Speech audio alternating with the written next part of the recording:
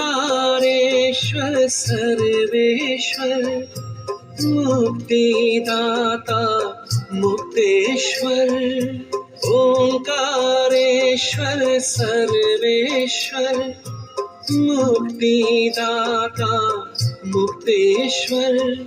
जीवन नैया सबकी करते,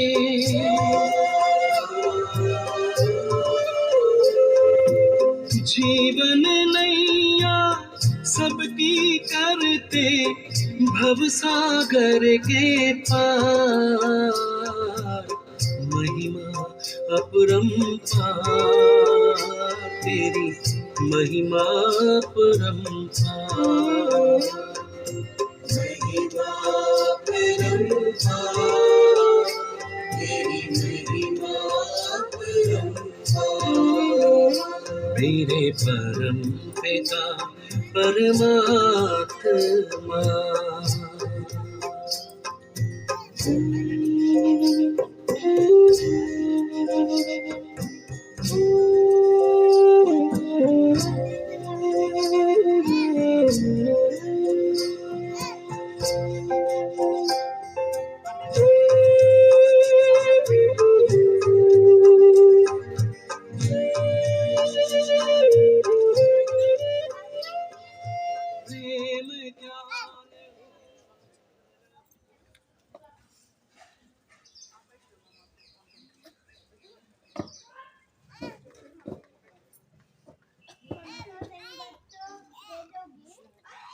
ओम शांति। आप सभी के मन में ये आ रहा होगा कि शिवरात्रि हम सभी मना चुके, लेकिन आज हम क्यों कह रहे हैं कि फिर से हम शिवरात्रि मना रहे। तो ये शिवरात्रि केवल एक दिन की नहीं, बल्कि उस सर्वोच्च नियंता जो सभी मनुष्य आत्माओं के परम पिता है, उनकी जयंती या अवतरण का भी दिवस है शिवरात्रि के रूप में हम सभी मनाते हैं। तो कार्यक्रम की शुरुआत हम सभी अतिथि देवो भव अर्थात हमारे मंचासीन अतिथियों का, आदरणीय दीदियों का पुष्प गुच्छों से स्वागत सत्कार करके करेंगे। तो मैं बहनों से अनुरोध करती हूँ कि वो आए और दीदियों का स्वागत करें। आप सभी तालियों के द्वारा स्वागत और सत्कार करते रहें, क्योंकि ये सिर्फ दीदियों का स्वागत नहीं है, बल्कि आप सभी का भी, जो भी यहाँ भाई बहन उपस्थित हैं, आप सभी का भी स्वागत सत्कार है, अभिनंदन है, अभिनंदन है। तो तालियां बजाते रहें, तालियां बजाने में कहीं देरी ना करें।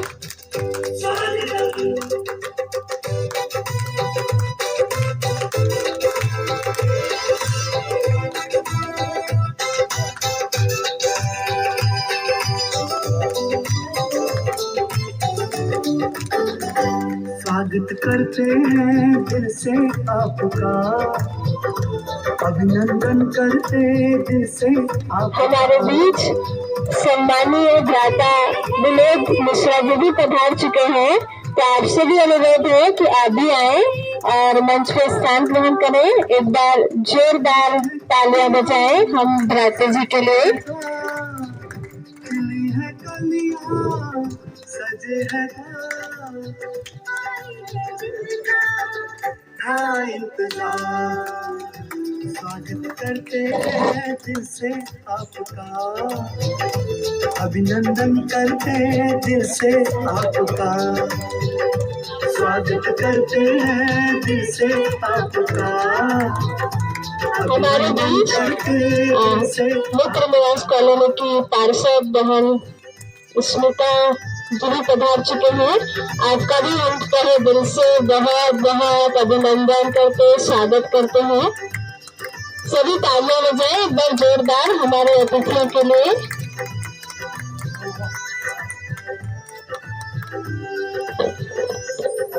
मन सुमन है महका, दीदार आपका पाथर।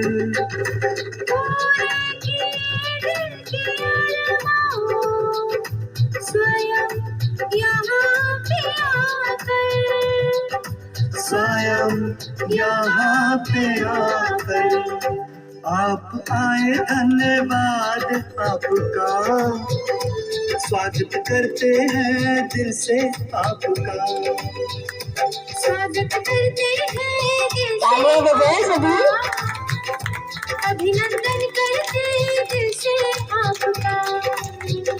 खिली है कलियां सजे हैं द्वार, खिली है कलियां सजे हैं द्वार, आए जिनका था इंतजार, स्वागत करते हैं दिल से आपका, अभिनंदन करते हैं दिल से आपका, स्वागत करते हैं दिल से आपका, अभिनंदन करते हैं दिल से आपका।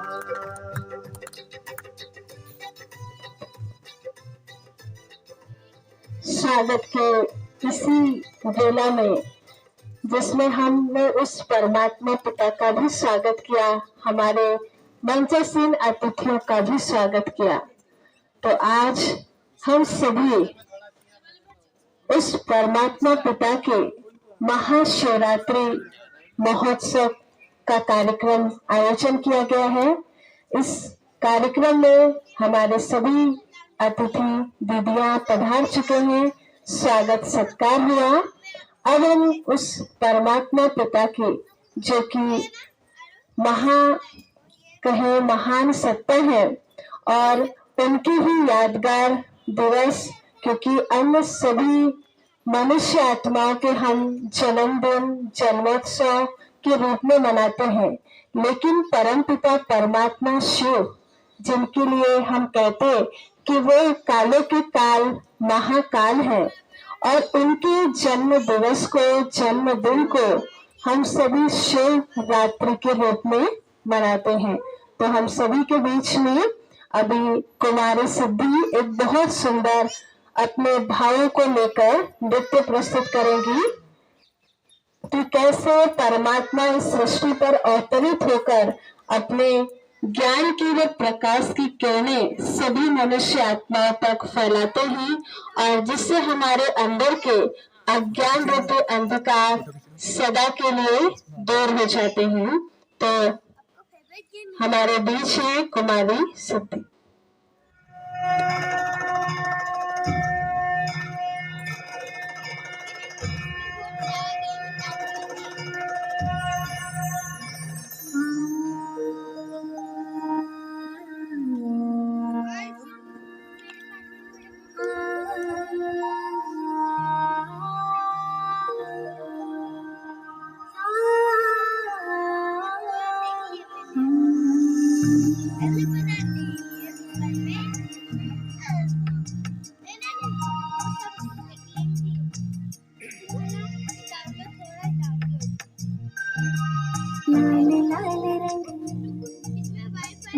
शक्ति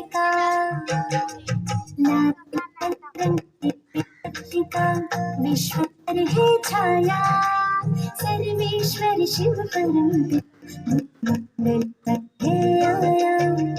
लाल लाल रंग दिव्य शक्ति का विश्व पर है छाया, हो सर्वेश्वर शिव परम पिता भूमंडल पर है आया।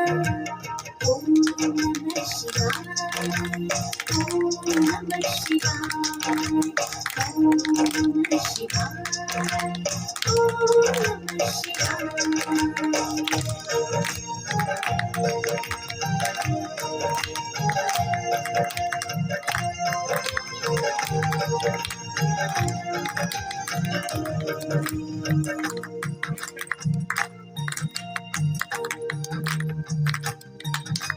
ज्ञानेश्वर वा विश्वेश्वर वा कलयुगी रात्रि में आया, सर्व गुणों से हर मानव को देव तुल्य बनाया।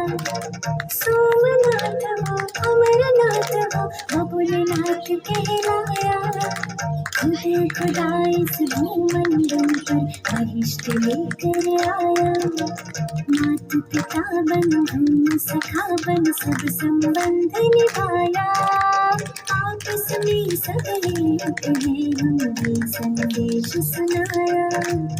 ओम नमः शिवाय, ओम नमः शिवाय, ओम नमः शिवाय, ओम नमः शिवाय।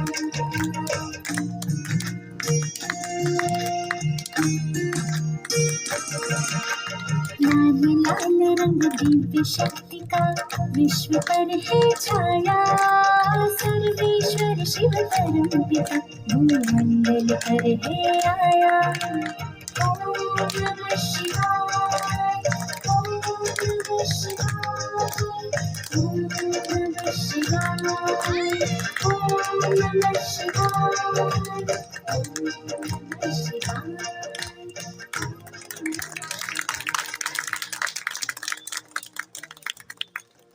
बहुत बहुत धन्यवाद। बहुत सुंदर अपने नृत्य, अपने भाव को व्यक्त किया। तो पुनः कुमारी सिद्धि का बहुत बहुत धन्यवाद। हम सभी जानते हैं और हर वर्ष महाशिवरात्रि का ये महान पर्व सभी मनुष्य आत्माएं भक्त बहुत ही श्रद्धा भावना और भक्ति पूर्ण होकर हम शिव जी की पूजा अर्चना आराधना सब कुछ करते आते हैं और यही कामना रखते हैं कि वो शिव जी जो काली को काल महाकाल है, जिनको लिए कहते हैं कि वो भोला भंडारी है और हर समय हमारे काल कंटक दूर करने वाला है, तो हमें हमारे बुराइयों से बचाकर हमें सर्व प्राप्ति सर्व मनोकामना पूर्ण करने वाले हैं। और इसी भाव को लेकर हम ये शिवरात्रि का महान पर्व शुरू से मनाते आ रहे हैं। लेकिन आज तक हम जिन कामनाओं को जिन भावनाओं को लेकर हमने वो शिवरात्रि का पर्व मनाया, लेकिन आज हम संसार में देखते हैं कि फिर भी चारों तरफ वही दुख वही अशांति वही भ्रष्टाचार है। तो वो कौन सी शिवरात्रि जिसमें परमात्मा शिव का अवतरण होता है, और ऐसी कौन सी हम शिवरात्रि मनाएं जिससे हमारे जीवन के वो सारे दुख अंधकार अशांति दूर हो जाए।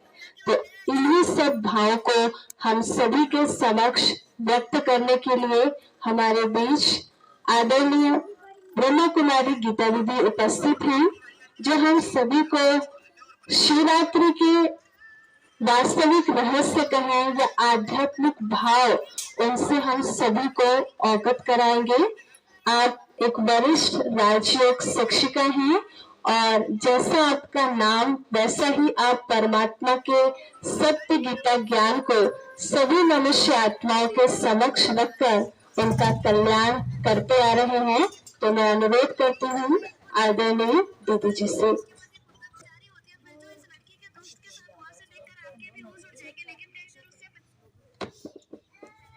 ओम शांति, ओम शांति, ओम शांति। सभी प्यार से एक साथ बोलिए ओम शांति। आज हम सभी यहाँ पर एकत्र हुए और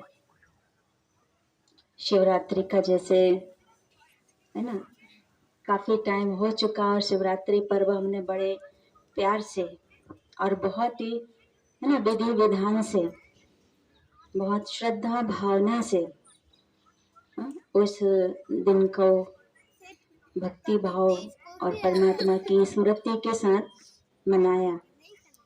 और मनाने के बाद क्या किया, भूल गए, है ना। लेकिन देखा जाता है कि हर एक त्योहार, हमारा भारत तो त्योहारों का देश है, जहाँ हर 15 दिन में हर महीने कोई ना कोई एक पर्व, खुशियाँ और कुछ रहस्य और कुछ नियम मर्यादाएं लेकर के आता है। इन्हीं सभी त्योहारों में से एक त्योहार पावन शिवरात्रि का भी है। और इस शिवरात्रि के त्योहार के लिए हम सभी बहुत ही भक्ति भाव से भरपूर होते हैं और बहुत ही अपनी मनोवृत्ति को धार्मिक बनाते हैं, आध्यात्मिक बनाते हैं। भगवान के लिए विशेष हमारा ध्यान उस दिन ना चाहते हुए भी बार बार शिव जी की तरफ आकर्षित होता है। लेकिन ये सिर्फ एक दिन ही होता है, रोज नहीं होता। रोज क्यों नहीं होता? क्योंकि हम एक दिन करेंगे साधना आराधना तो फल भी कितना मिलेगा? एक दिन के लिए मिलेगा। और अगर सदा हम करते रहें, ऐसी भावना रखें सदा के लिए, है ना, विशेष रूप से उस दिन जैसा भाव हमारा परमात्मा के लिए हो, तो कितना हमारा जीवन परिवर्तन हो जाएगा। तो हम देखते हैं उस दिन क्या विधि विधान करते हैं। हम सभी उस दिन विशेष व्रत रखते हैं और परमात्मा शिव के लिए ना भोजन का त्याग करते हैं, भोजन नहीं खाते हैं, लेकिन और मन को बहुत शुद्ध, मन में शुद्ध विचार रखते हैं। खास हम उसको उपवास भी बोलते हैं, व्रत को। तो उपवास का रहस्य क्या है? उपवास अर्थात सांसारिक बातों से, भौतिक बातों से उपराम रहना, और वास अर्थात कि परमात्मा के साथ रहना। जब हम सांसारिक बातों से उपराम हो गए तो फिर हमको किसका संग चाहिए? किसके नजदीक हो जाते हैं हम? उस ऊपर वाले परम पिता परमात्मा के। और इस तरह से व्रत हम रखते हैं और वास्तव में उस दिन हम देखते हैं कि ईश्वर के हम बहुत नजदीक होते हैं, मन से और दिल से। ध्यान रहता आज यहाँ से दर्शन के लिए जाना है, रात को अभिषेक करना है, बहुत सारी चीजें हम शिव से जुड़े रहते हैं, है ना। बातों से, काफी बातों से हमारी बुद्धि रियल में उस दिन उपराम होती है और हम शिव के नजदीक होते हैं। फिर हम उनका पूजन करते हैं और पूजन सामग्री के लिए हम कैसी कैसी चीजें एकत्र करते हैं। अगर हमें देवियों की पूजन या देवताओं की पूजन करनी है और उन्हें कुछ भोग खिलाना है, तो कई प्रकार के मिष्ठान, कई प्रकार की बहुत अच्छी अच्छी चीजें, फल फ्रूट्स अच्छे अच्छे हम उस दिन परमात्मा देवी देवताओं को अर्पण करते हैं। लेकिन जब हम परमात्मा के लिए, देखिए अभिषेक हो गया,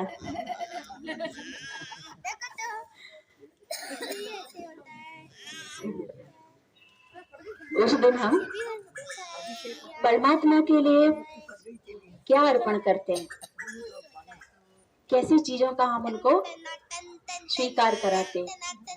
फल जब हम लाते हैं भगवान के लिए चुनकर, शिव जी के लिए, तो वो फल भी कैसे होते हैं? फूल लाते हैं हम, तो वो फूल भी ना रंग होता, ना रूप होता, ना खुशबू होती, और फल भी ऐसे जो हम खा नहीं सकते, आंकड़े के फल, धतूरे के फल फूल, है ना। और जैसे हम उस दिन बोर भी चढ़ाते हैं भगवान के ऊपर, तो वो भी बहुत खट्टी। बाली चढ़ाते हैं भगवान के ऊपर, तो वो भी बहुत चुभती है ना। और आम के जो, वो भी खटाई का प्रतीक है, खट्टा होता है। तो ऐसी ऐसी चीजें उस दिन हम शिव को अर्पण करते हैं और बहुत भावना से हम वो भगवान के सामने रखते हैं। और क्या सोचते हैं, खास ढूंढ ढूंढ के उस दिन, शिवरात्रि के दिन तो खरीद के भी, है ना, भगवान पे अर्पण करते हैं। और क्या सोचते हैं, शिव जी मुझ पर प्रसन्न हो जाएंगे, खुश हो जाएंगे, और वो औगड़ दानी है, भोलानाथ है ना, तो खुश होकर मेरी मनोकामना पूरी कर देगा। लेकिन सच में हम कितने भोले हैं, और हम भोला भगवान को कहते हैं, है ना, और वो सच में है भी भोले। फिर भी हमें क्षण भंगुर थोड़े से टाइम के लिए हमारी बात सुन लेते हैं। तो वास्तव में अगर हम वो चीजें हम खुद ही खाएं तो क्या होगा हमारा? वो फल फूल हम स्वीकार करेंगे क्या? सही अर्थ में भगवान को क्या चाहिए था हमसे? उस दिन हम बड़े प्यार से, बड़ी भावना से शिव जी की आरती भी गाते हैं और उस आरती में कुछ बहुत अच्छे शब्द आते हैं जो हम परमात्मा के लिए कहते हैं, विषय विकार मिटाओ, पाप हरो देवा। तो क्या चाहिए भगवान को? वो वाली चीजें चाहिए क्या? वो नहीं चाहिए। क्या चाहिए? हमारे अंदर के विषय विकार। आज विषय विकारों के कारण हर एक मनुष्य दुखी है, भयभीत है, चिंता में है, टेंशन में है, सुख से जीवन नहीं जी पा रहा है। और वो कहीं ना कहीं हमारी मनोवृत्ति में वो चीजें समाई हुई है जो हमारा एक दूसरे पे विश्वास नहीं है, एक दूसरे की हम मददगार नहीं बन पाते, एक दो के लिए हम शुभ भावनाएं नहीं रख पाते हैं, है ना।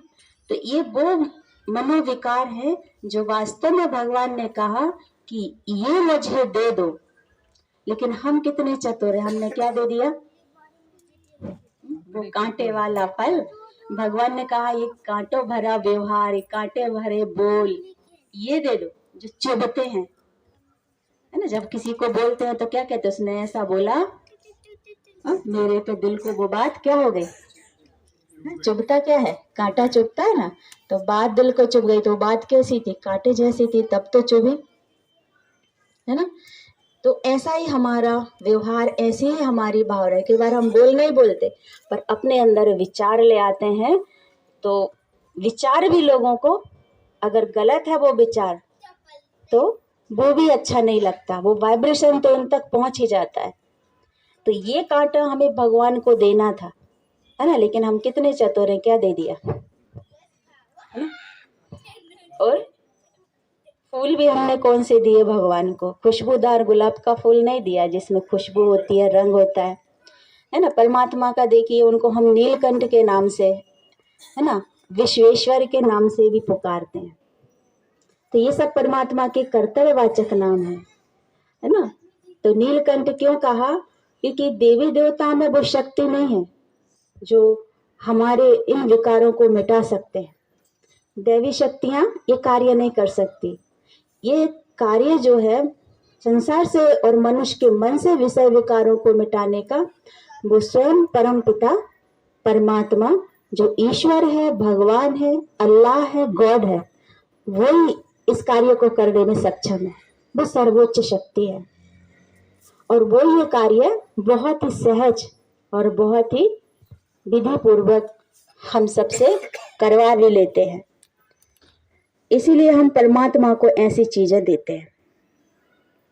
और फिर साथ साथ हम क्या करते हैं कि उस दिन एक बहुत सुंदर कलश तांबे का, पीतल का, सोने का, चांदी का होता है और उसको शिव पिंडी के ऊपर, है ना, रखते हैं, लटकाते हैं और उसमें से बूंद बूंद पानी की गिराते हैं ना। किसी से पूछा कि क्यों आप ऐसा करते हैं, तो कहते क्योंकि परमात्मा की यथार्थ पहचान तो हमको अभी नहीं है। तो हम कहते शंकर जी बहुत क्रोधित होते हैं, जब उनको गुस्सा आता है तो हाहाकार मच जाता है ना, तांडव करते हैं। और ऐसा भी हम उनके लिए कहते हैं। तो वो शीतल करने के लिए एक एक बूंद जल की गिराते हैं, लेकिन वास्तव में पानी की बूंदों का जो है ना ये कलश रखा, ये भी एक प्रकार से इसके पीछे भी एक रहस्य है कि परमात्मा जब धरती पर आते हैं और जब मनुष्य की मन की ऐसी हालत देखते हैं तो परमात्मा मनुष्य के चिंतन के लिए, उसकी बुद्धि को शुद्ध करने के लिए, उसके चित्त को शांत करने के लिए, प्रेममय बनाने के लिए वो ज्ञान की एक एक बूंद हमारे को देते हैं।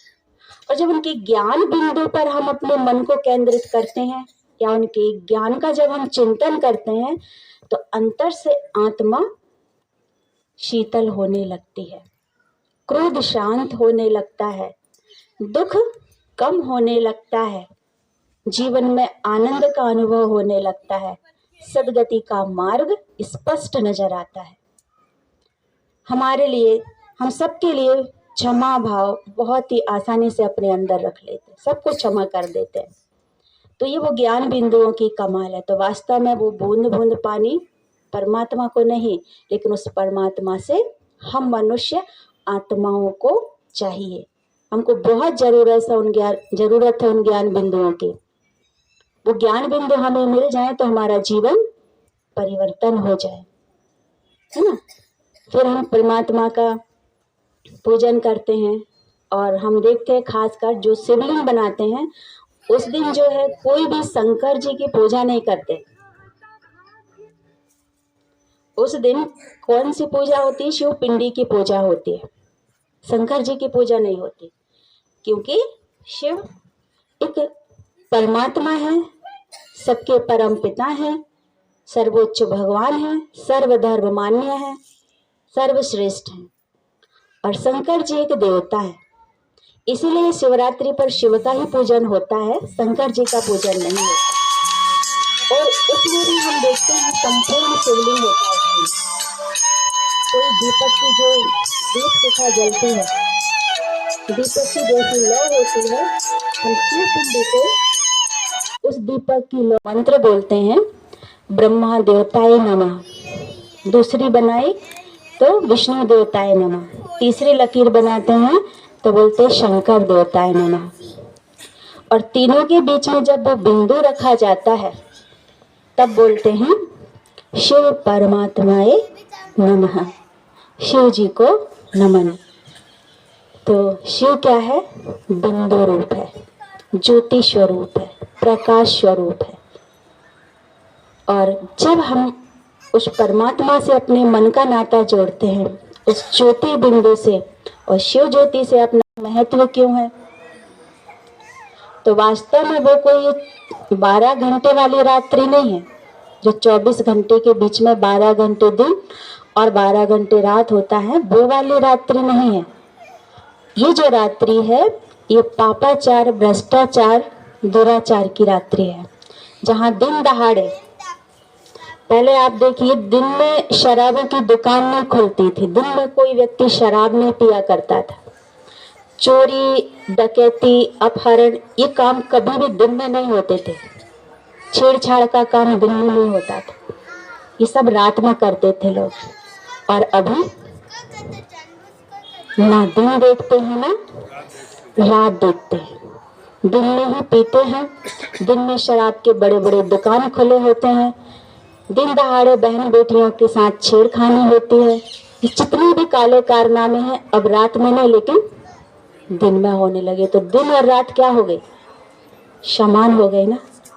तो ऐसी अंधकार रात्रि, धर्म भ्रष्ट और कर्म भ्रष्ट जब मनुष्य बन जाता है तो इस अधर्म की रात्रि में परमात्मा को प्रकट होना पड़ता है। और वो ज्ञान सूर्य ज्ञान का प्रकाश फैलाने के लिए इस अंधकार रूपी रात्रि में अवतरण होते हैं। तो हमें केवल शिवरात्रि के 12 घंटे जागने की आवश्यकता नहीं है, लेकिन ये जो समय चल रहा है ये बहुत ही जागरूक रहने का समय है। यहाँ पल पल धोखा है, पल पल मनुष्य से पाप हो रहा है, पल पल वो पतन की ओर जा रहा है। आज हम कहते हैं इंसान बहुत पढ़ लिख गया, हाँ? आकाश की ऊंचाइयां भी छूने का इसका संकल्प है, सागर की गहराई में जाने का भी वो समर्थ बन गया है, लेकिन वो अपने आप को नहीं पहचान पाया, अपने आप तक नहीं पहुंच पाया कि उसको क्या चाहिए, कितना चाहिए। और दिन रात दौड़ते ही रहते हैं, दौड़ते ही रहते। आज ज्ञान की भी कमी नहीं है, हाँ? कहते भी हैं भगवान से कितना ज्ञान है आज लोगों के पास, हर तरह का ज्ञान है, शरीर के बारे में भी हर प्रकार का ज्ञान है, संसार के बारे में भी हर एक प्रकार का ज्ञान है, बनाने खाने का ज्ञान है, आने जाने का कोई ज्ञान की कमी नहीं है।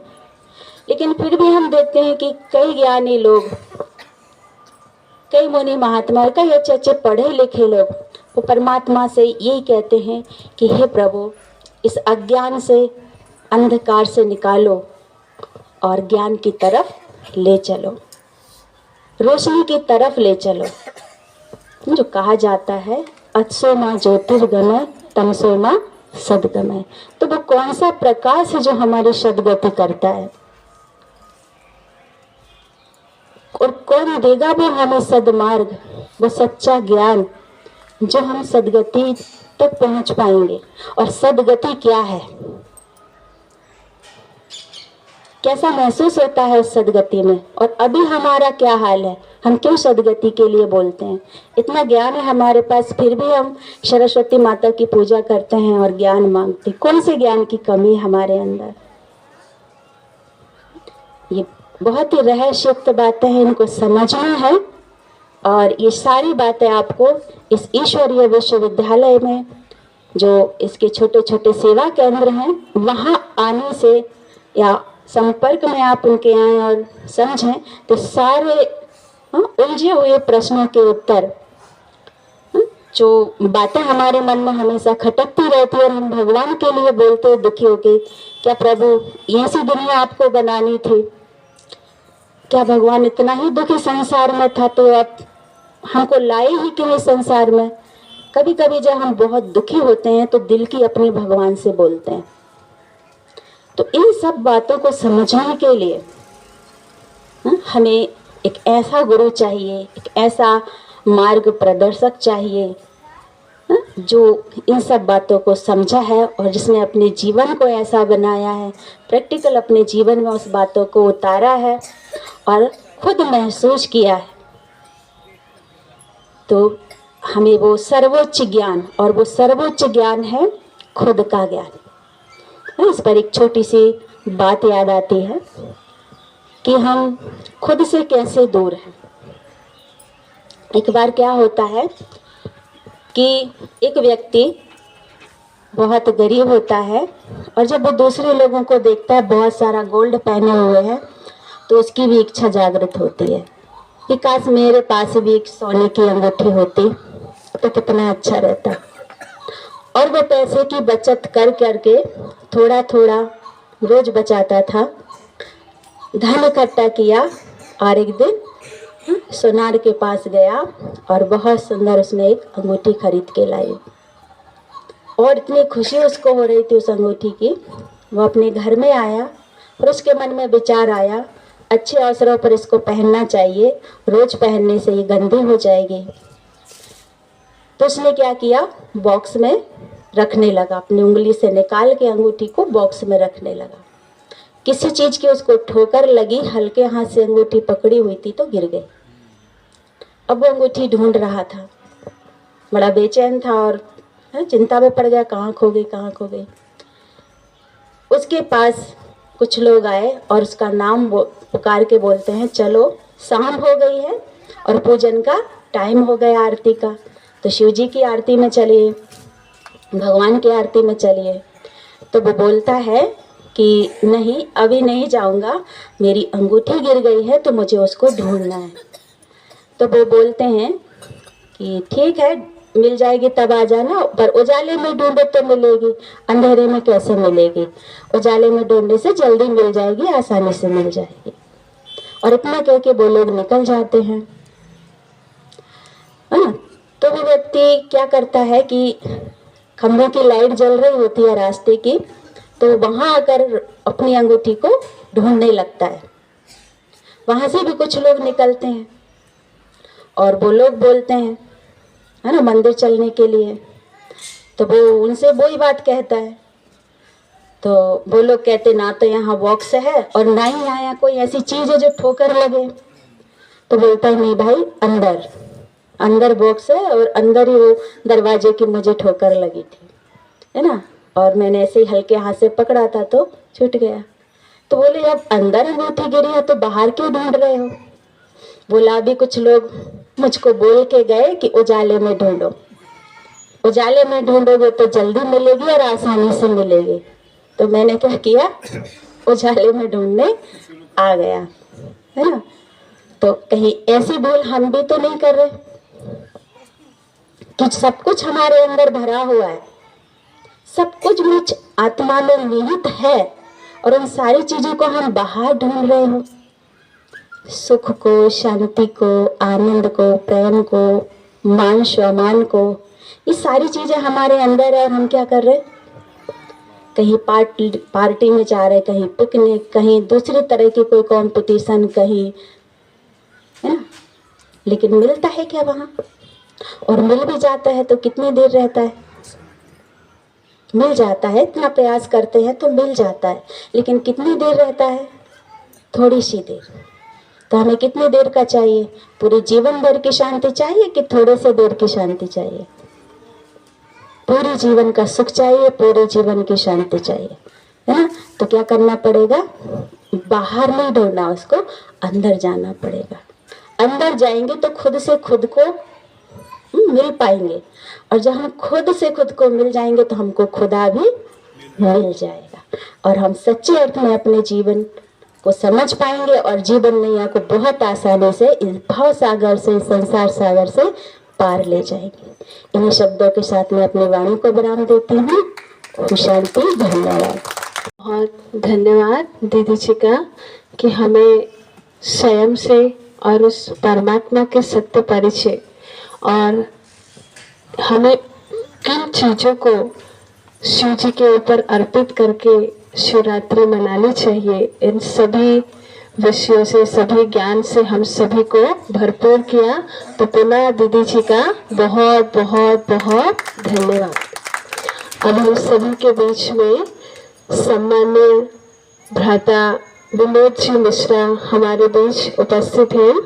आप 12 वर्षों से शहर कांग्रेस के अध्यक्ष रहे, साथ ही आपने 6 वर्ष तक सांसद भ्राता कांतिलाल बोरिया जी के साथ भी सांसद प्रतिनिधि के रूप में रहे, और उसी में आपने महामंत्री के पद पर, सचिव के पद पर भी रहे, और आप कॉलोनी के सहयोग निर्माण मंडल के अध्यक्ष भी रहे, और वर्तमान समय आप जयंत विटामिन्स के डायरेक्टर हैं और एक समाज सहयोगी भी हैं।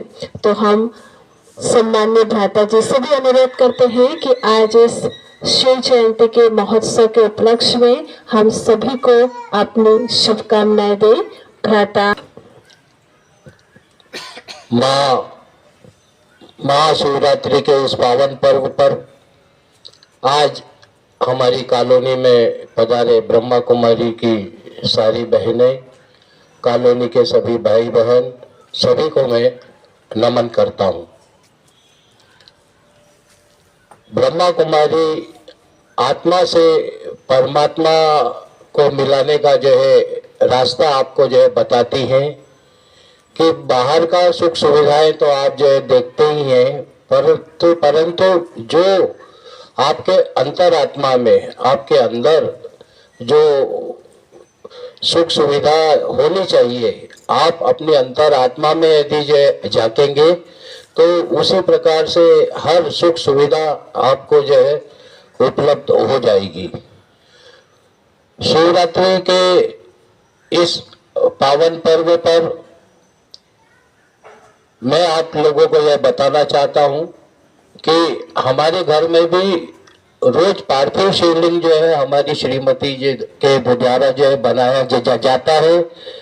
साथ ही जो हर महीने में एक बार शिवरात्रि आती है और उस शिवरात्रि पे हमारी श्रीमती उपवास भी रखती है, शिव भगवान की पूजा भी करती है, और सभी धर्म कर्म हम लोग जो है करते हैं। जिस प्रकार से आप लोग एक प्रकार से यह भी जो समाज सेवा है, उसी प्रकार से हम लोगों ने भी हमारी पार्टी को लेकर लोगों की बहुत समाज सेवा करी है, जिसके कारण मैं कई साल तक अध्यक्ष भी रहा, सांसद प्रतिनिधि भी रहा। सभी लोगों का जो है हम लोग जो है भला चाहते हैं। आज शिवरात्रि के इस पावन पर्व पर यहाँ पर जो ये अरेंजमेंट किया है, यह हमारी भटनागर मैडम और उनके बेटे ने पूरा किया है। हम कॉलोनी वासियों को आज यहाँ इकट्ठा करके आप लोगों ने जो हमको उपदेश दिया है, निश्चित तौर पर वह बहुत सराहनीय है। और इस अवसर पर मैं आप सभी लोगों का हृदय से आभार व्यक्त करता हूं। धन्यवाद। जय हिंद। बहुत बहुत धन्यवाद भ्राता जी का। अब हमारे बीच में यहाँ की पार्षद बहन स्मिता माहेश्वरी जी भी हम सभी के सम्मुख उपस्थित हैं। तो मैं आपसे भी अनुरोध करती हूँ कि आप भी अपनी शुभकामनाएं हम सभी को दें। बहन स्मिता जी। आप सभी लोगों का बहुत बहुत धन्यवाद जो आपने मुझे इधर बुलाया, सम्मान दिया। और ब्रह्मास कुमारी का भी बहुत बहुत धन्यवाद जो उन्होंने मुझे इस काबिल समझा और अपने साथ बिठाया। उसका मैं तहे दिल से धन्यवाद देती हूँ। और आप सभी कॉलोनी वालों का भी बहुत बहुत धन्यवाद करती हूँ कि आप लोगों ने मुझे यहाँ बुलाया और सम्मान दिया। धन्यवाद। आपका भी हम बहुत बहुत धन्यवाद करते हैं कि आपने इतना अमूल्य समय निकालकर आप हम सभी के बीच में आए। तो आपका भी पुनः धन्यवाद।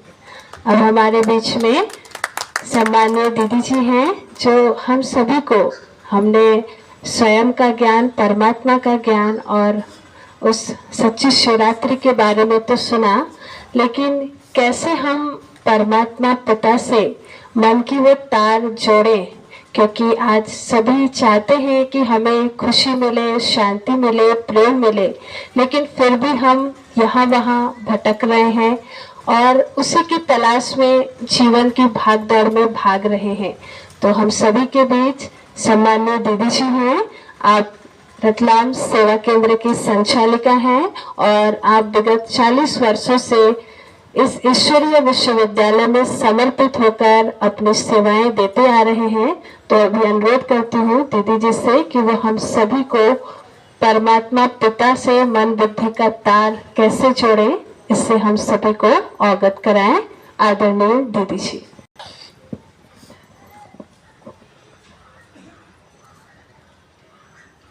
ओम शांति। ओम शांति। ओम शांति। परम श्रद्धेय परम पिता, आज के इस आयोजन में उपस्थित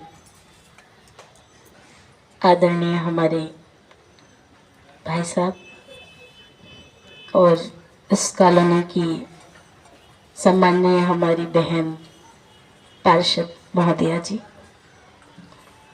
सम्माननीय गीता बहन, सम्माननीय आरती बहन और सभा में उपस्थित आप सब प्रभु प्रेमी भाई बहनें, आप सब ने बहुत सुंदर आध्यात्मिक रहस्य को जाना।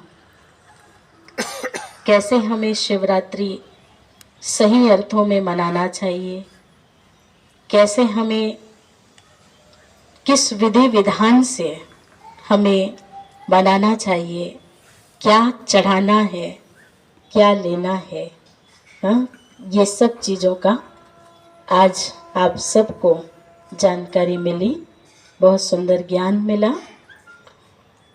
और इस ईश्वरीय विश्वविद्यालय का यही एक लक्ष्य है कि हर जन जन तक, हर मन मन तक ये आध्यात्मिक क्रांति लाएं, हर एक के अंदर एक पॉजिटिविटी लाएं। अर्थ सहित हम सभी उस भगवान को याद करें, क्योंकि अर्थ सहित जब हम भगवान को याद करते हैं तो उनसे बहुत कुछ प्राप्ति होती है। डायरेक्ट हम भगवान से अपना कनेक्शन जोड़ते हैं तो डायरेक्ट प्राप्ति होती है, और इनडायरेक्ट जब हम उसे याद करते हैं तो वाया वाया हो जाती है। अर्थात जो मिल रहा होता है डायरेक्ट वो थोड़ा सा कम हो जाता है। जैसे यथार्थ परिचय नहीं है तो कैसे याद करें, कोई भी व्यक्ति है, अनजान व्यक्ति है, आपसे आके मिले और फिर आप उसको याद करो बाद में, तो कैसे याद आएंगे? याद नहीं कर सकते ना। जब तक उनका परिचय नहीं होगा आपको, तब तक आप उसको याद नहीं कर सकते हैं। जब तक उनका परिचय नहीं होगा, तब तक आप उनसे अपना कोई कनेक्शन नहीं जोड़ सकते हैं। तो जब परिचय होता है किसी व्यक्ति का, तभी हम उसको याद कर सकते हैं, उनसे कनेक्शन जोड़ सकते हैं। इसी तरह से हम सभी राजयोग का अभ्यास करते हैं। हम सब की जो दिनचर्या है उस ईश्वरीय विश्वविद्यालय की, और जो ईश्वरीय विश्वविद्यालय में आने वाले सभी जिज्ञासुओं के, भाई बहनों के, सबकी दिनचर्या बहुत सुंदर बनी हुई है। सुबह सुबह 4 बजे उठ करके उस परमात्मा को गुड मॉर्निंग करते हैं, याद करते हैं। तो याद क्या है? जैसे राजयोग क्या है?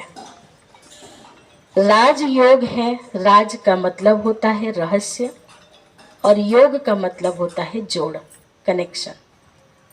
जिस तरह से आज घर में आपको किचन में पानी चाहिए, बाथरूम में पानी चाहिए, कहीं भी पानी चाहिए, चाहे आप वॉशरूम वॉशिंग एरिया में रखते हैं तो उसका कनेक्शन पानी टंकी से होता है ना। नल का कनेक्शन पानी की टंकी से होता है, तब जाकर के आपको वो पानी उपलब्ध होता है।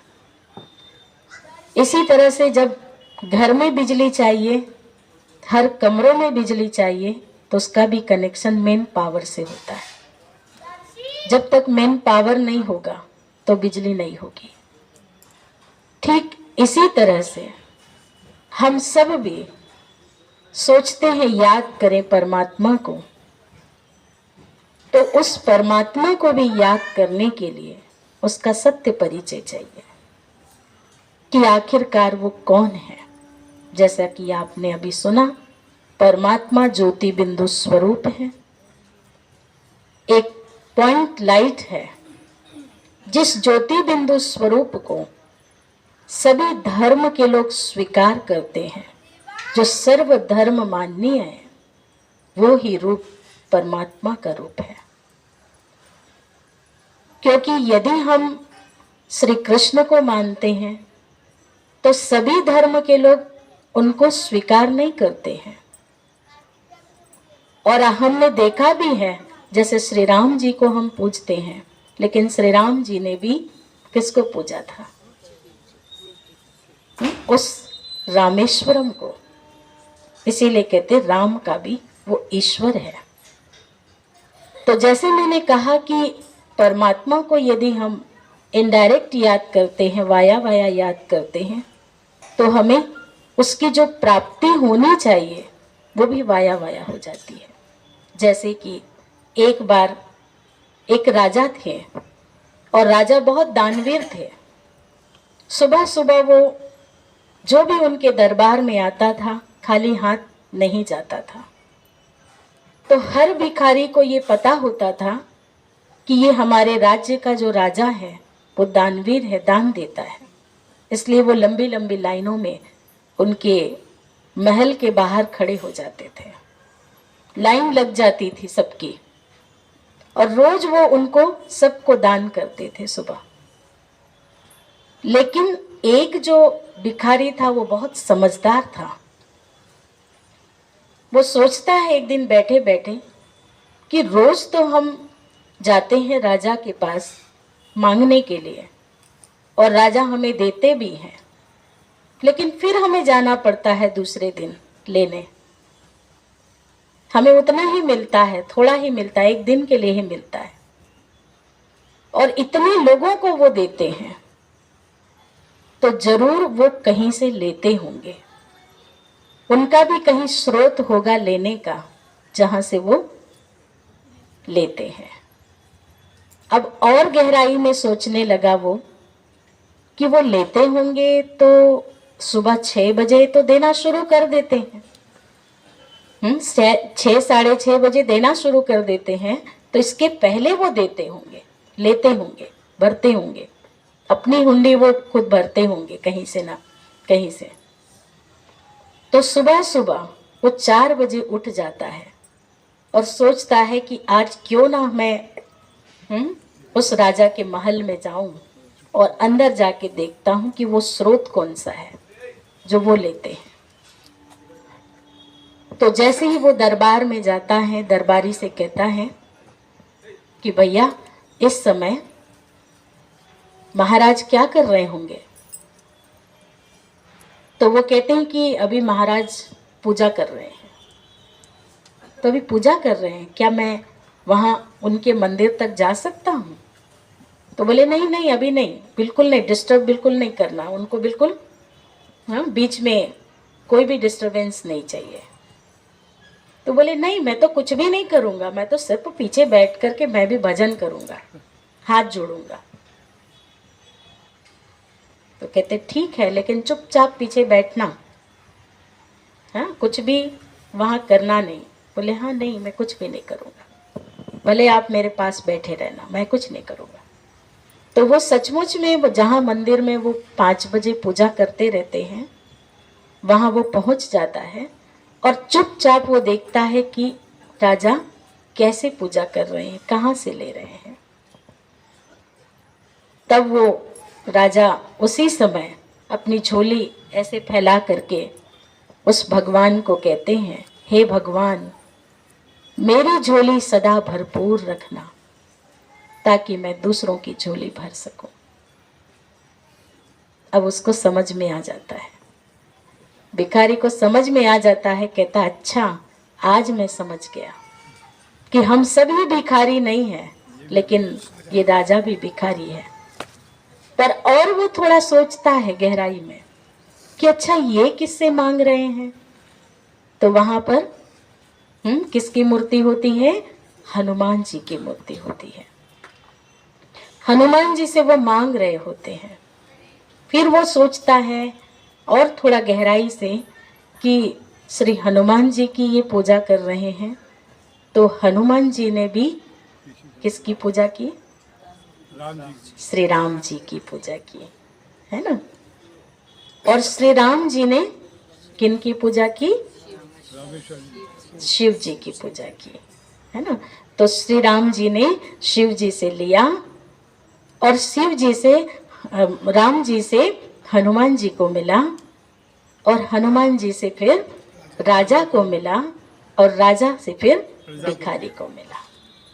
मतलब वो कहता अब तो वाया वाया हो गया, इसीलिए हमें बहुत कम मिला है।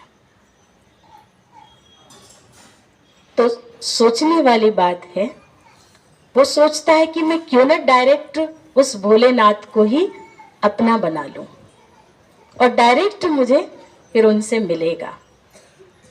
है तो कहने का भाव यही है कि हम सब भी डायरेक्ट नहीं लेते हैं, लेकिन वाया वाया में, जैसे कहते ना कि राजा अकबर बिरबल की बहुत परीक्षा लेते रहते थे, लेकिन बिरबल हाजिर जवाबी था। कभी भी वो जवाब उसका मतलब कमजोर नहीं होता था, फेल नहीं होता था, और इसलिए राजा कभी भी उसको अलग नहीं करते थे अपने से। तो उन्होंने एक दिन सभा में कही, राजा जी ने सबको बिठा करके, कि शब्दकोश में हमारे जो आता है धन, वो धन कम क्यों हो जाता है? जहाँ मतलब आते आते हमारे यहाँ तक आते आते कम होता है। तो वो एक बर्फ की डल्ली मंगाते हैं और डल्ली मंगा करके राजा के बगल से वो एक दूसरे के हाथ में देते जाते हैं और पूरी सभा में वो बर्फ की डल्ली घूमते घूमते कहाँ आती है? फिर से राजा के पास। तो कितने सी बचती है? जरा सी। तो समझ में आया? तो ऐसे ही है, हम सब उस ज्योति स्वरूप परमात्मा को अपना सच्चा साथी बना लें। हम सब कहते हैं ना, तुम ही हो माता, तुम ही हो पिता, तुम ही हो सखा, तुम ही हो बंधु, सब कुछ तुम हो, स्वामी भी हो। तो क्या केवल मुख तक ही कहते हैं हम सभी? क्या अनुभव नहीं करते अपने जीवन में कि वो मेरा सच्चा साथी है, तो मैं एक बार आजमा के तो देखूं उनको, वो मेरा कहना मानते हैं कि नहीं मानते हैं, सच्चे मित्र हैं वो मेरे, हैं खुदा दोस्त है मेरे। तो एक बार दोस्ती करके तो देख लें। कभी हमने सोचा नहीं हुआ, केवल हमने गीत गाया, प्रैक्टिकल में नहीं लाया।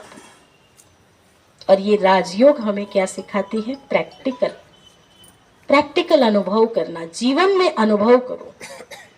कोई ना कोई एक संबंध, दुनिया में कितने संबंध हैं, कितने संबंधों से हमारा नाता जुड़ा हुआ है, यहाँ यहाँ यहाँ थोड़ा थोड़ा थोड़ा थोड़ा थोड़ा थोड़ा, कितने लोगों से संबंध जुड़ गया है, अनेकों से, और अनेकों को याद करते हैं। लेकिन हम सब इन सबके बीच में रहते हुए भी एक उस परम पिता को अपना सच्चा साथी समझकर, दोस्त मानकर, उससे संबंध जोड़ करके आप देखिएगा, कोई ना कोई एक संबंध जरूर जोड़ के देखिएगा, फिर आप अनुभव कीजिएगा कि आपको वो निभाते हैं कि नहीं। आज मनुष्य भले धोखा दे देगा, लेकिन परमात्मा कभी भी धोखा नहीं दे सकता है। वो हमारे प्यार के, प्रेम के बंधन में बंध जाते हैं। जैसे मीरा ने श्री कृष्ण को अपने प्रेम के बंधन में बांध लिया, अपना समझ लिया, और अपना समझ के उसने जहर को भी अमृत बना दिया उस प्रेम में।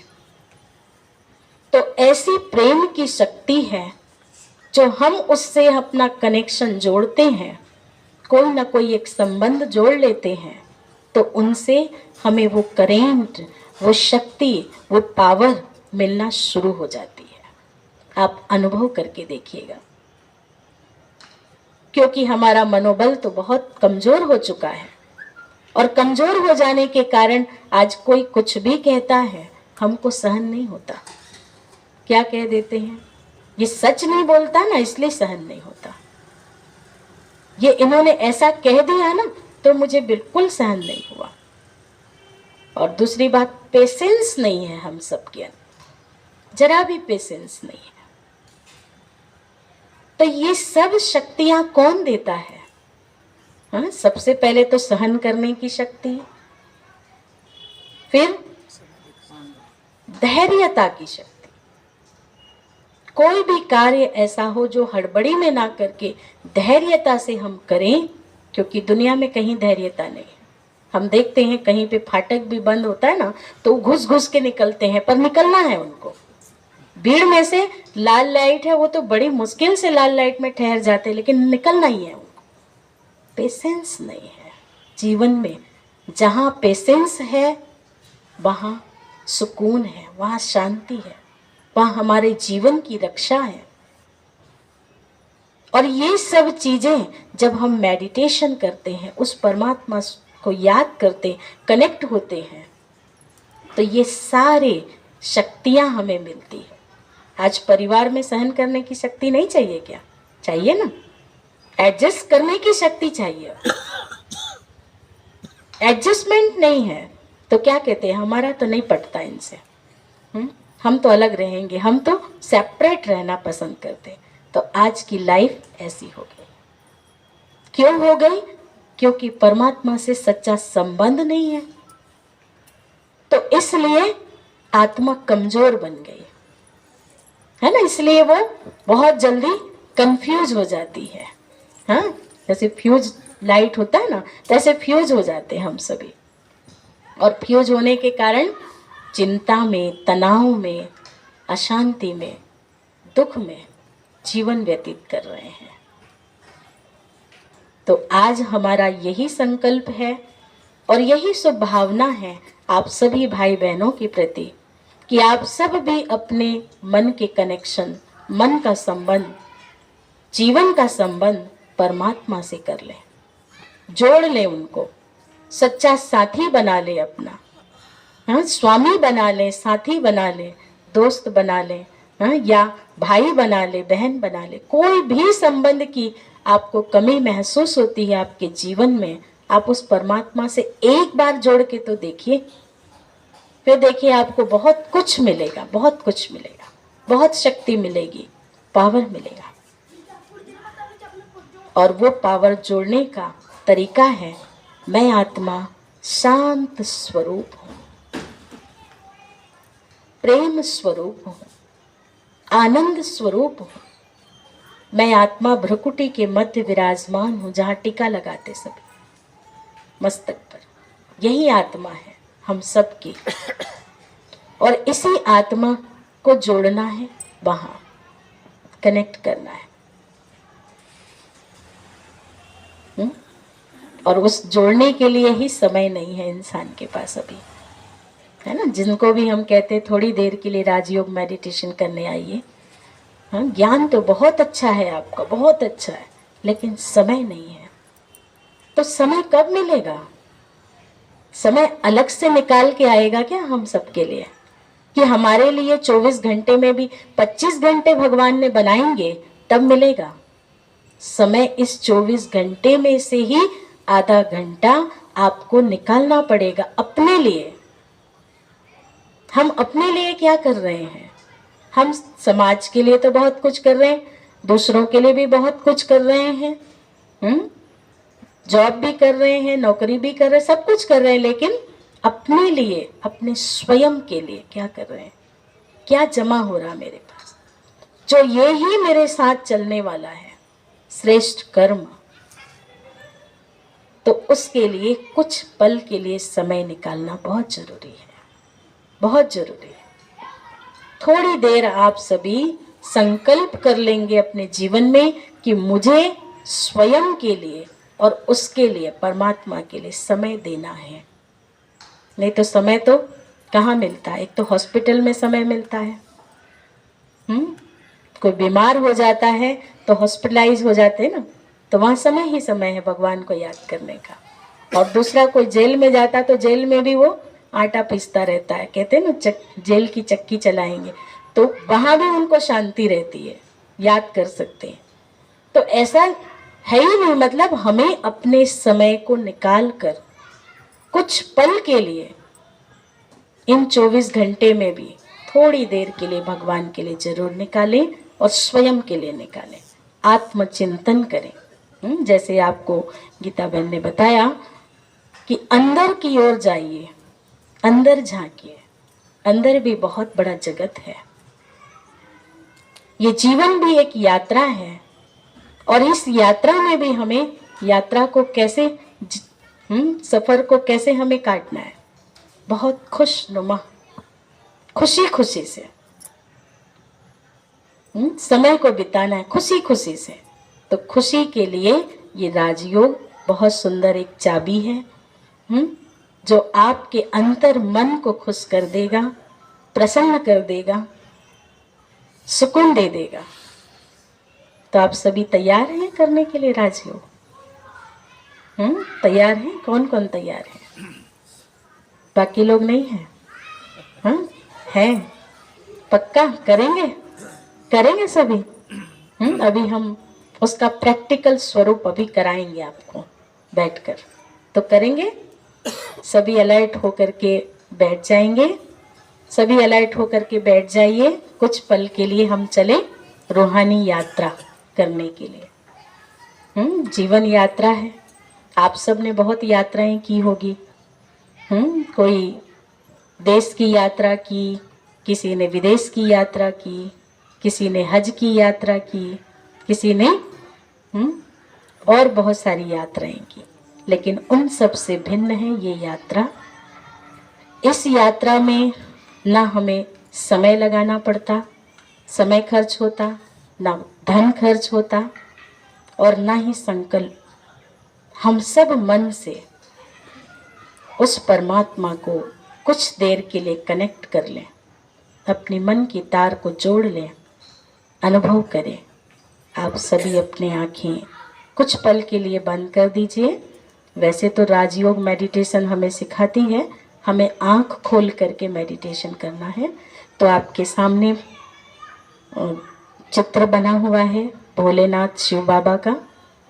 उस भोलेनाथ के जो बीच में बिंदु है, उस बिंदु में आप अपने मन को एकाग्र कीजिए।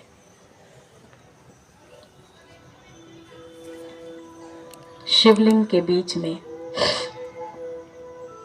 अपने मन को एकाग्र कीजिए और महसूस कीजिए, मैं आत्मा दोनों भ्रकुटी के मध्य विराजमान एक सूक्ष्म और दिव्य सितारा हूं।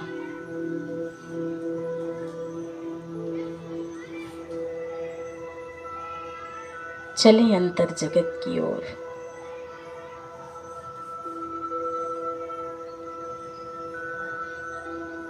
अंतर जगत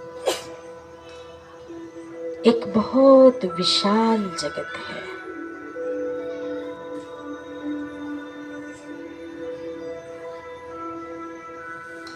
मेरी मन की स्थिति शांत हो गई है, एकदम शांत, बिल्कुल शांत।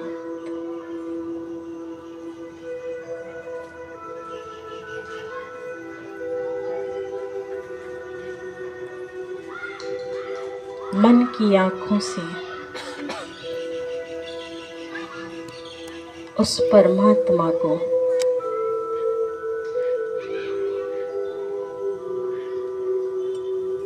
याद करें जो ही मेरे सच्चे परम पिता हैं, परम ज्योति है, महाज्योति है, अखंड ज्योति है।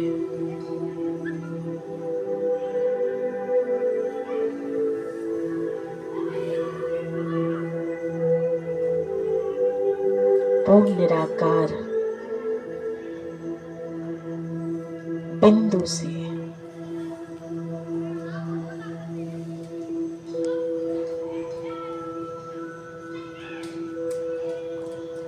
लाइट और माइट की रश्मियां निकल रही है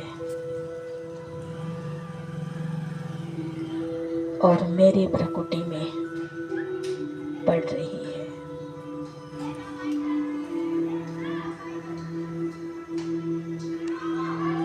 मेरा मन उस लाइट माइट को महसूस कर रही है।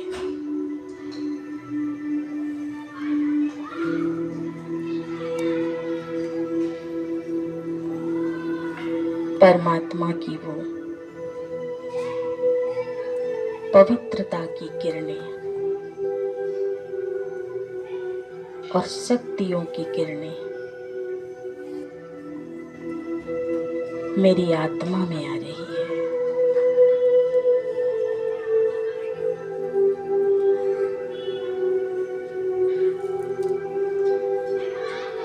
मेरी आत्मा आनंद से भरपूर हो गई।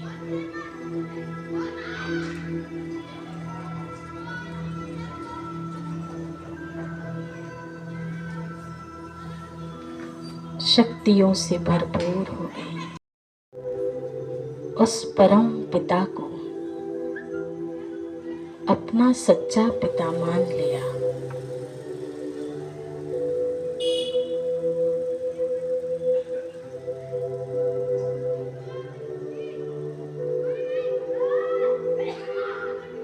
वो ही मेरे सच्चे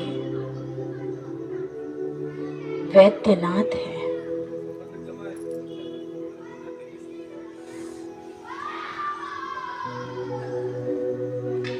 उनकी शक्तियों की किरणें मुझ आत्मा में आ रही है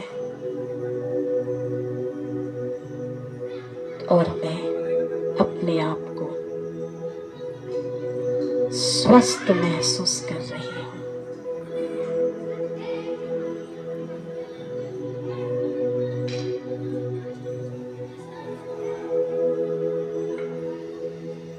मेरे एक एक अंग में उस शक्तियों की किरणें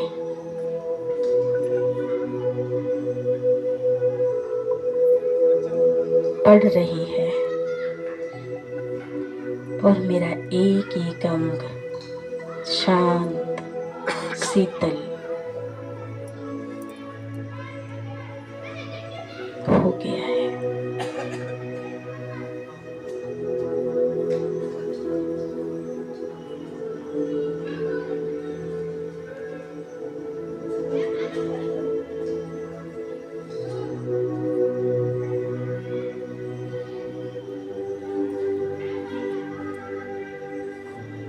मेरे कई जन्मों के पाप कर्म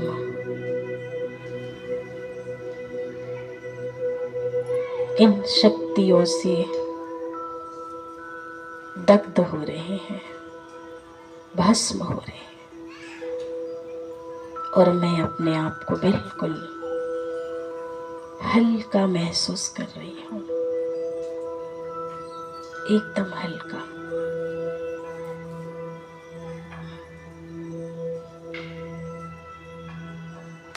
दिल से शुक्रिया उस परम पिता का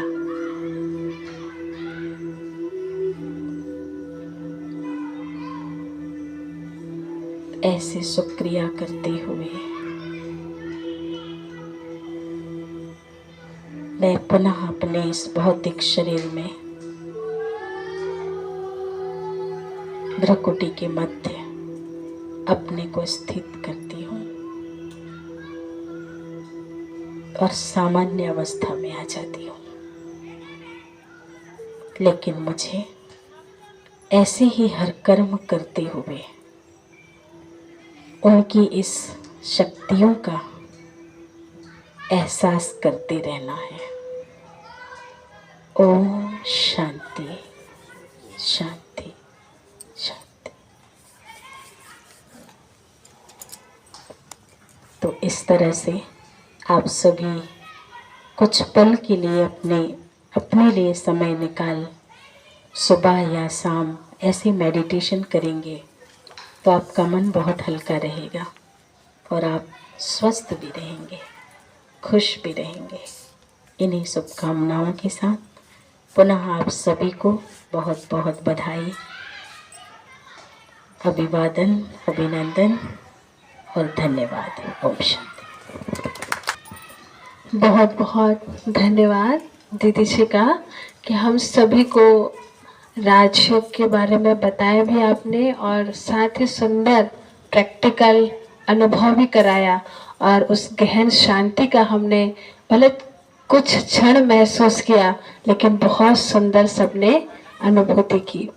तो ये शिवरात्रि जो कहे महाशिवरात्रि महान पर्व है, तो अभी हम सभी इस दिन शिव बाबा का, शिव पिता का ध्वजारोहण करते हैं, उनका ध्वजा फहराते हैं, झंडा ध्वज करते हैं।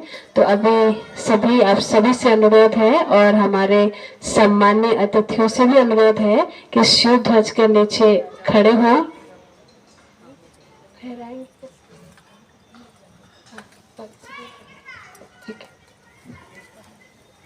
सब हमारे अतिथि आप सभी यहीं खड़े हो जाइए और जो शिव बाबा का ध्वज है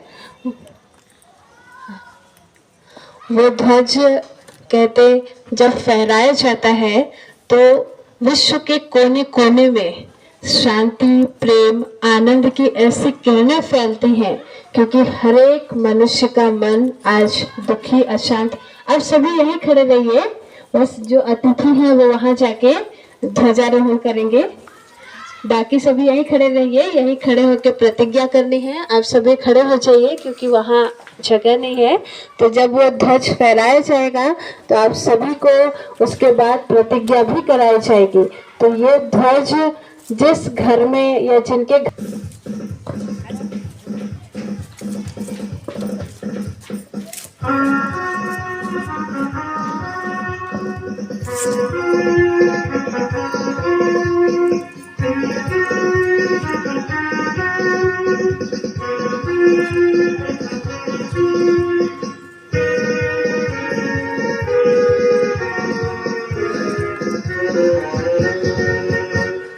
शिव का ध्वज लहराए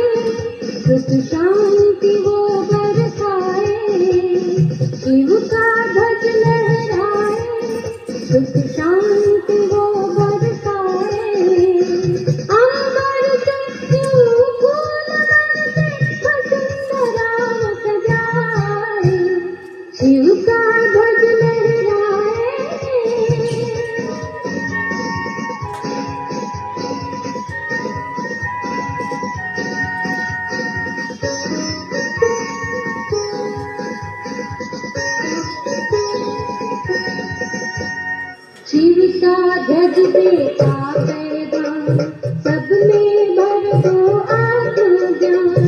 शिव का ध्वज देता पैगाम, सब में भर दो आत्मज्ञान। आत्मज्योति जगाकर सबकी हर एक चीज जगाए। शिव का ध्वज लहराए, सुख शांति वो बरसाए। अंबर से फूल बरसे, वसुंधरा सजाए। शिव का ध्वज लहराए।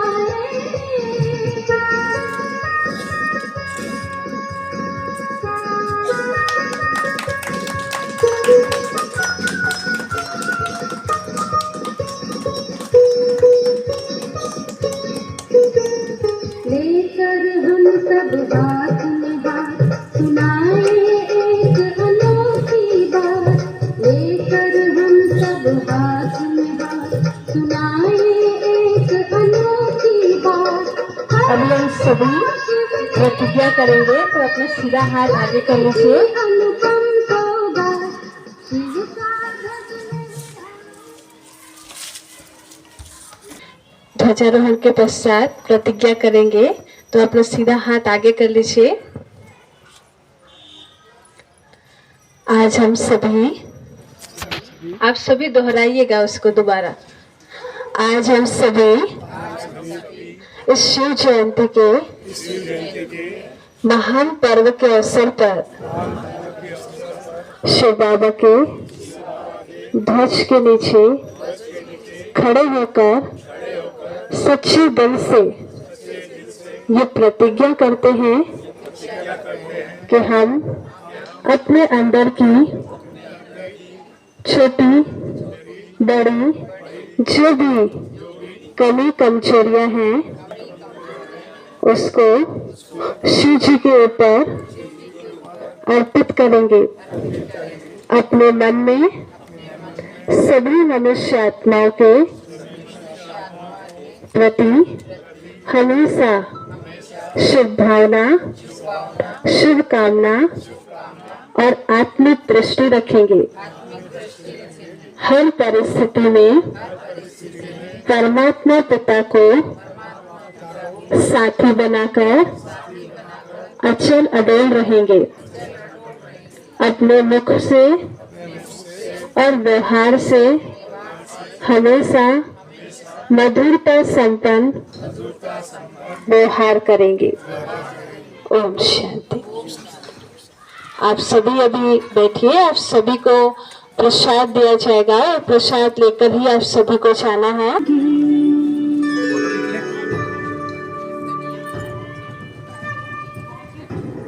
निराकार शिव है आए, गीता का ज्ञान सुनाए।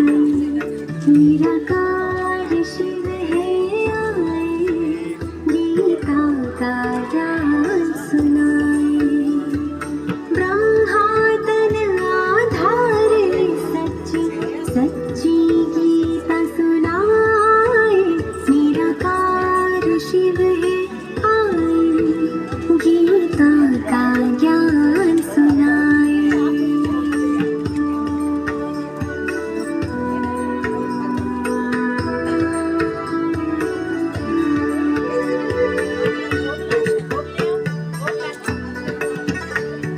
भ्रष्टाचार दुराचार मिटाने आए हैं शिव भारत में। भाग्य विधाता स्वयं पधारे, साधारण तन ब्रह्मा में। ब्रह्मा मुख से शिव की वाणी, जो गीता कहलाए। निराकार शिव है आए, गीता का ज्ञान सुनाए। निराकार शिव है आए, गीता का ज्ञान